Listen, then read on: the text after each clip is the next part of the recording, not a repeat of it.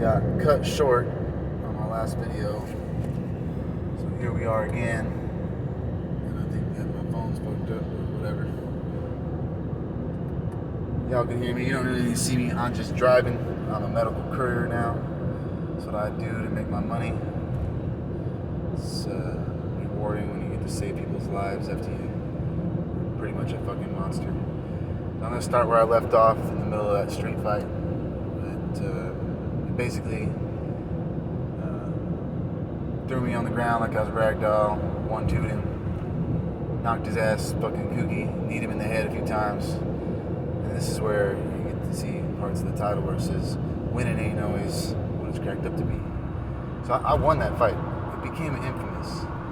People years later were like, oh, you're that dude that beat the fuck out of, you know. And I ended up meeting Daniel when we got out of prison and shit. We all became friends, actually.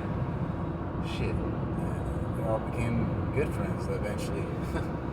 But Daniel wanted to fuck me up because I walked right up to him and said, hey, how you doing? My name's Brad Elliott. I'm the guy that beat up your brother last fucking Friday.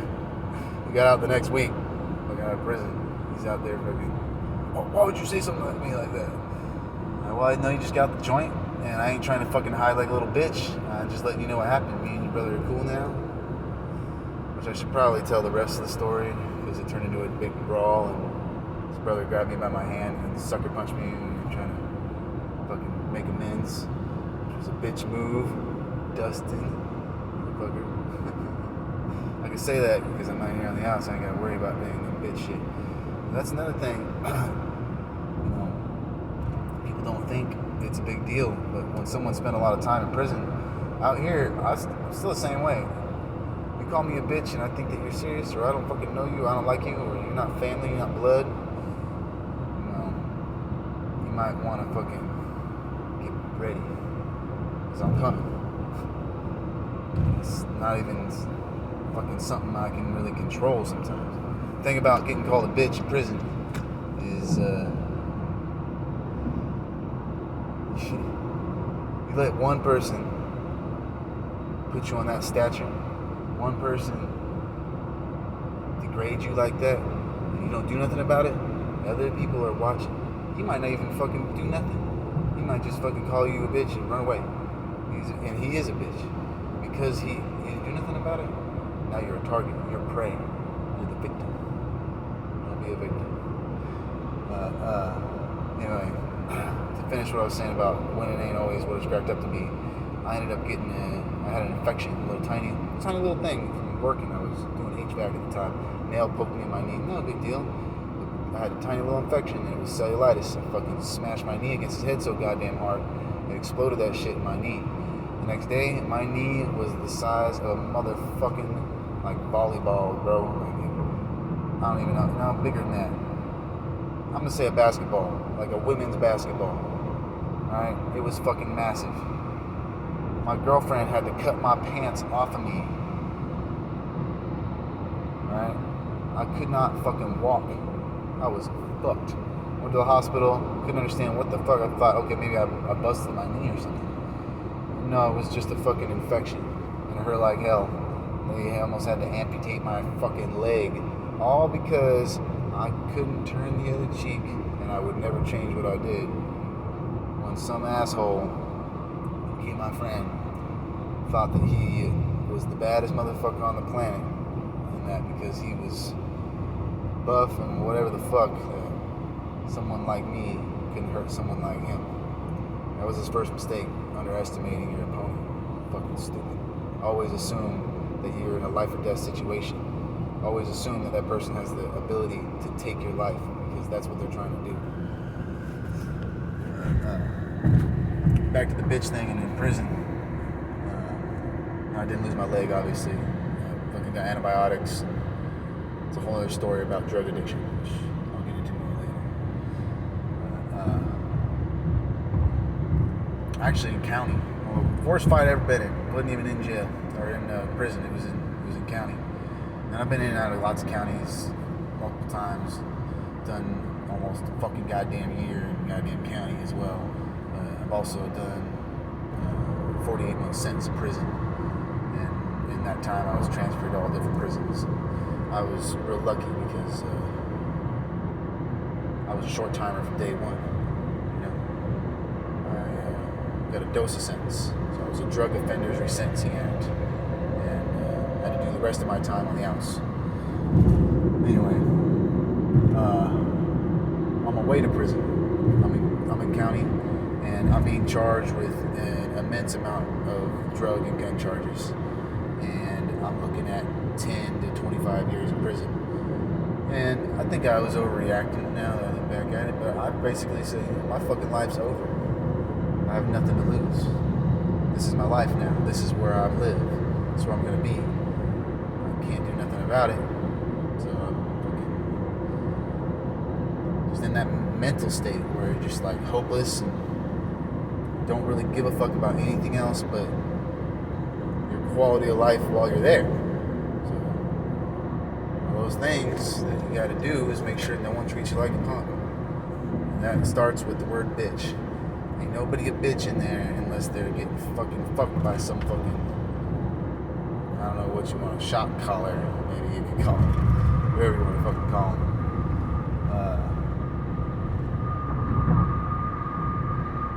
In county, most of the people are coming in off the streets. They're coming off drugs. They're doing their fucking thing, and they're fucking stupid, dog. They think they're invincible. Some of them are still high. Some of them, fucking shove meth up their ass, fucking bring it in there. Just fucking, it's crazy in there. It's fucking anarchy. It's literally just a bunch of fucking like dope sick, angry motherfuckers. Some of them have been there a while because they're going to prison. Some of them just got there.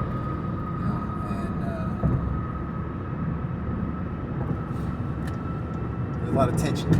This is where I learned the lesson that I should probably put in the description.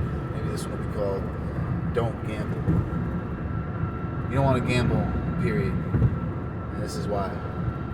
This is an example of how a stupid thing like gambling that seems pretty innocent can become deadly in a split second.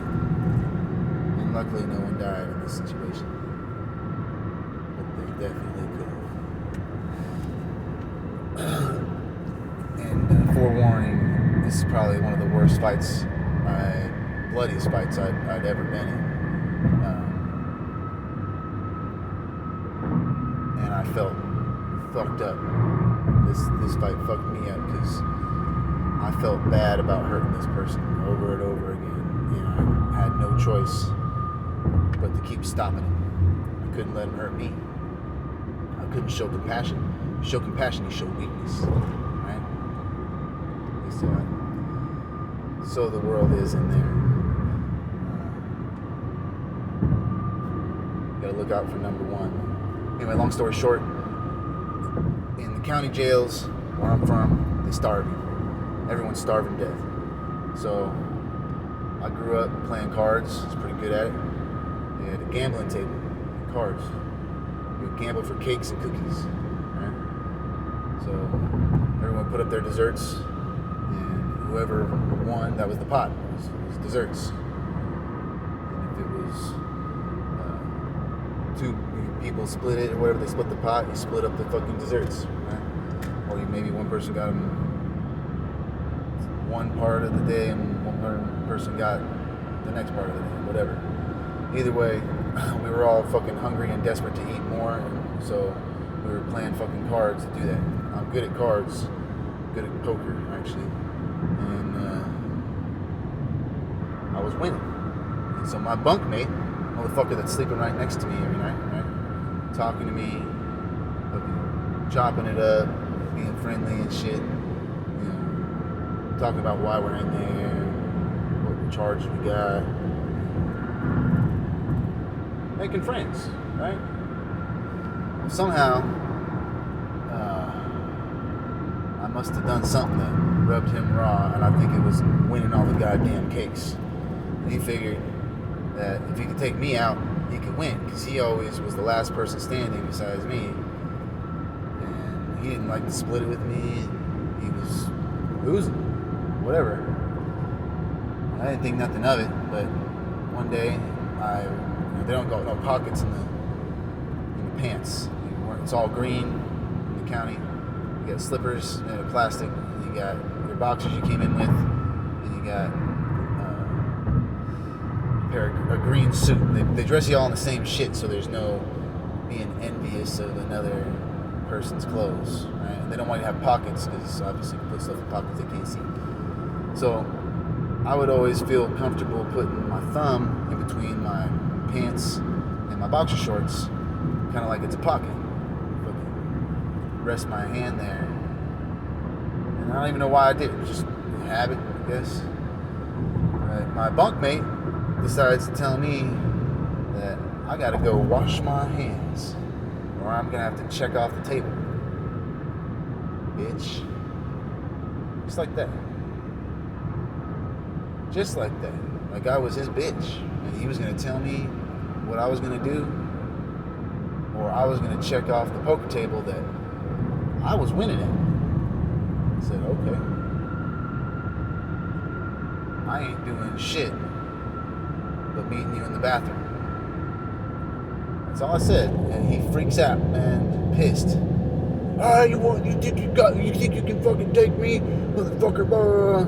And mind you, the dude's not small compared to most men. But in comparison to me,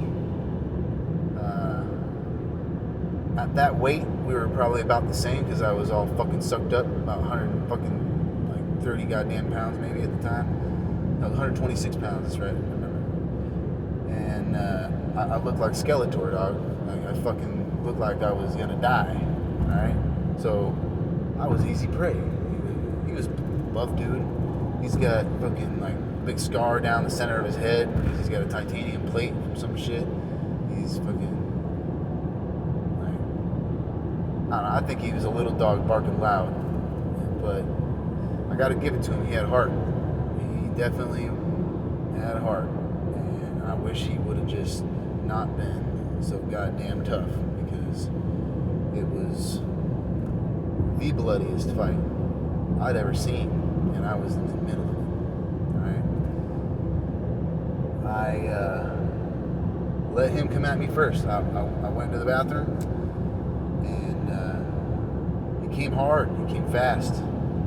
He thought, because I was standing there waiting, that I was scared or didn't know what I was doing or something. I don't know what the fuck he was thinking. But he tried to tackle me like he was a football player or he was a goddamn wrestler or something. And all I did was fucking drill him right in his fucking teeth, in his nose, in his ear, in his cheeks. And I just kept fucking hitting him. And every time he fucking came towards me and he got within my reach, I just rocked his world. And he just kept coming. It was a lot faster than I'm speaking it. But I decided to end it, so I picked him up and suplexed him over my back and purposely aimed his skull onto the concrete in the bathroom floor. When he landed, he started going in and out of consciousness. And when he would lose consciousness, he would start to twitch and blood would squirt out of his fucking head. And then when he would come to, he had a hold of me still. He wouldn't let go. And he kept trying to fight, kept trying to swing, kept trying to hit me, kept fucking drilling me in my fucking face. And at this point, he's on his back, he's bleeding profusely. I have my hand around his throat, and I'm punching him in his soft tissues of his face and his eyes, trying to stop him from fighting back, trying to get him to let go of me, which he would not do. He had a hold of my shirt, and I couldn't get free. And I finally did get free, and I let him up, which showed weakness. Okay? What does he do? He tries to fucking attack me immediately. He comes back hard, doesn't accept defeat. He gets knocked out again. This time his nose is shattered, his eye sockets are fucking swollen to the point where he can hardly see. He's got a completely broken face. the record, I broke my hand in multiple places in this incident. I know that I fractured it. And, I was able to see those fractures later on in life when I got an x-ray for a broken wrist for a car accident. Obviously, they weren't still fractured, but it's definitely not fun breaking bones in places where you can't tell anyone that you broke your bones. There's no painkillers, there's no casts, and there's no way to escape the pain except to maybe put underneath some hot water. Maybe make yourself some hooch if you're lucky. Anyway, I respect this kid because at the end of everything, he went to the big homie in the pod. What was his name? Sonny. He's an Italian cat. Fucking huge dude. Not that tall, but I'm pretty tall, so he wasn't that short either. Big motherfucker. Like, one of the biggest dudes I've ever seen. Like, I thought Dustin Ward was a buff dude, which he was. He's like 240 pounds, 250 pounds. Fucking solid fucking muscle. This dude is probably around 300 and a lot shorter, and his arms are the size of your motherfucking thigh. You know what I'm saying? Well, if you ain't a little bitch, he's good point. Anyway, so everyone was intimidated by this motherfucker, which there was one person that didn't give a fuck, and I liked him because it took balls to go after a dude that fucking big. And know that you're gonna get fucked up, do it anyway. Anyway, he went to this guy and said, "Man, would I be a bitch if I pushed the button?" He's like, "No, dude, you need medical attention. As long as you don't snitch and you just go get yourself taken care of, you're fucking good." Which, I don't know why he needed this guy to tell him it, but it is what it is.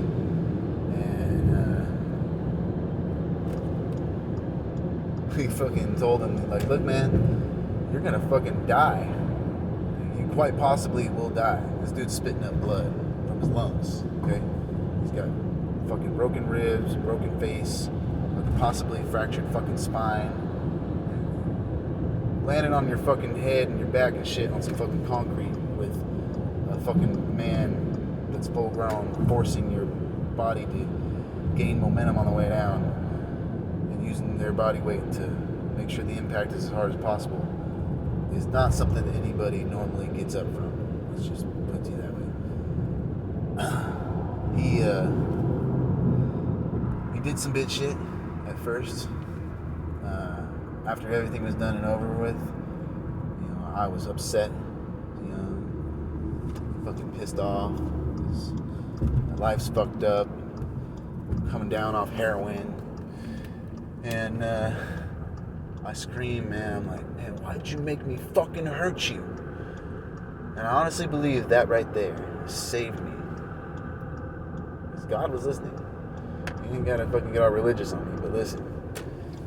This dude goes out and he fucking turns himself to the cops and tells them that he fell down the stairs. They don't believe his ass. That's what you tell them, though. You fell down the stairs. If you gotta go get medical attention, that's what you're supposed to do. Tell them that you fell on your motherfucking face and you ain't a snitch. You do that, and you'll still get the respect of even your enemies, because I really don't like that this dude fucking sucker punched me, dog.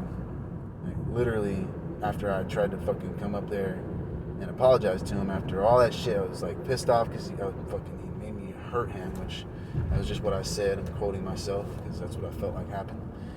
And I was covered in fucking blood from head to toe. The homies, because I had friends in there, gave me a clean shirt. You know, had me take a shower real quick. The porter cleans up the blood. This whole motherfucking pod had my motherfucking back. The whole pod. There's hundreds in there. The whole fucking bitch ain't nobody snitch. Not a one. That never happens. Everyone thinks that there's some kind of criminal code. There ain't. Most of the time, people fucking snitch. Especially if you beat the fuck out of them. The other thing that was fucking crazy is They called in a fucking sheriff from Harborview. They had to airlift his ass to a hospital. And fucking God knows what the fuck he needed to make sure he didn't motherfucking die. And his face was not completely fucked for the rest of his life. I have no clue what the fuck happened to this dude, but I did see him again. So I know he ain't dead. Cops come in and they question fucking everybody. This is an actual sheriff. This ain't no fucking goddamn guard, fucking warden, or some stupid shit. This is the sheriff coming in and questioning everyone in the entire motherfucking pod. Somehow the guards saw nothing.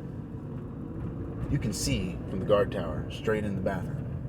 The only reason why we do it in the bathroom is because the cameras can't see. But the guard tower can. And it's always got someone in it. So after they question everybody and everyone says they didn't see shit,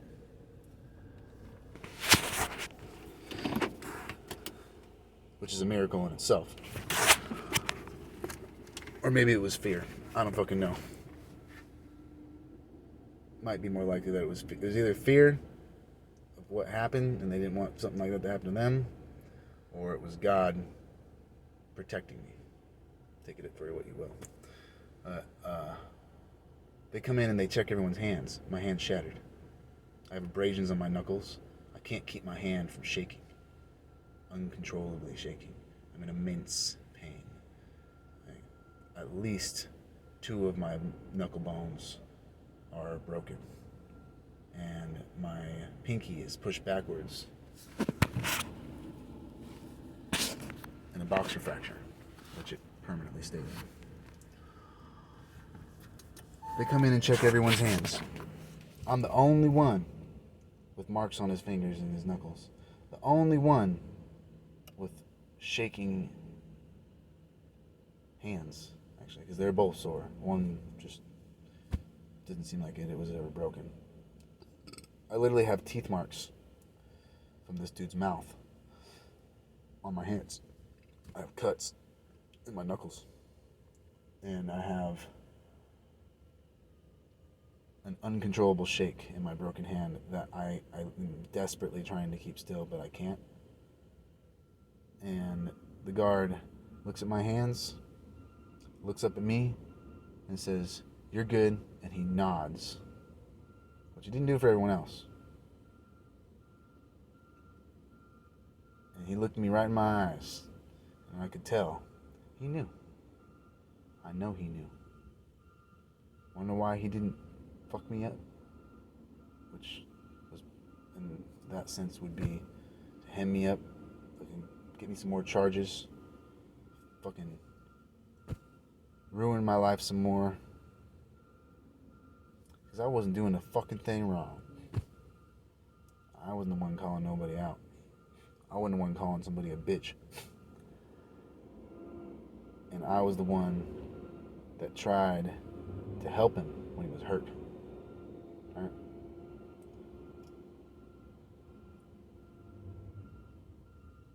They got microphones in there too, so I don't know what it was. Maybe it was God. Maybe he saw what happened and he had pity on me. Who fucking knows? But long story short, I didn't get any charges for that. Not a one. I didn't get a damn fucking thing that happened to me. And I literally disfigured that motherfucker for life. I seen him again. He lost all his weight. He looked like he was barely alive. Just like recovering. Scars were extra on his face. And his facial structure didn't look the same anymore. And the way he looked at me, I'll never forget.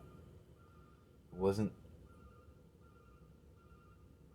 necessarily fear or respect, but a combination of the two. And don't take this as me calling myself God, because I ain't.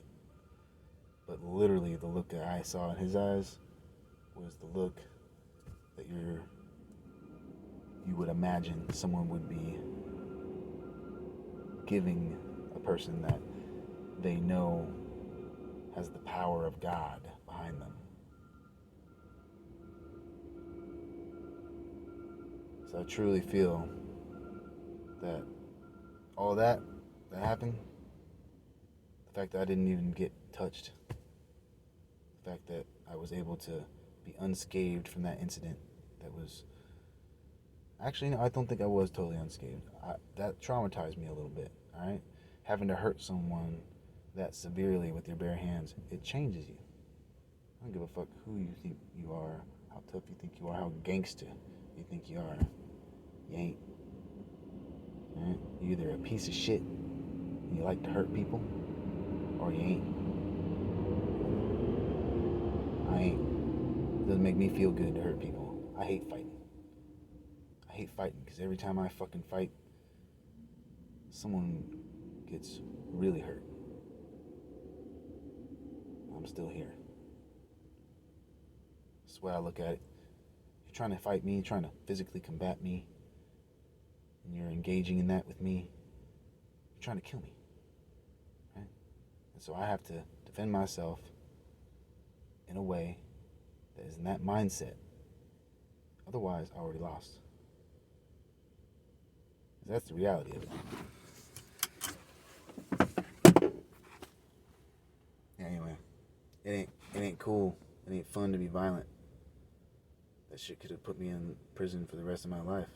I would have never got out. I would have never met my wife. I never met my beautiful baby boy. I would never got to say goodbye to my grandfather. He was dying. I would have never been able to have a life. All because of gambling for some fucking cakes. You understand me? Gambling for some fucking cakes. Don't gamble. Ain't worth it. In the joint, in jail, gambling is dangerous. A split second, you could be getting beat to death over some fucking cookies and some fucking cakes.